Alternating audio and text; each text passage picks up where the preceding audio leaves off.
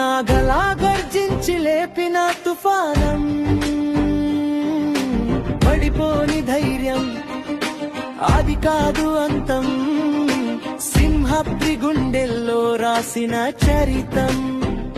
ఆంధ్రవాల రక్తంలో వెత్తున మంట, రాఖీ బంధాలతో బలమైన కంట, యమదొంగ దాటి వచ్చిన విధి ఆట, కాలానికే నేర్పిన ధైర్య పాఠమట. చెంపర్లో నిప్ప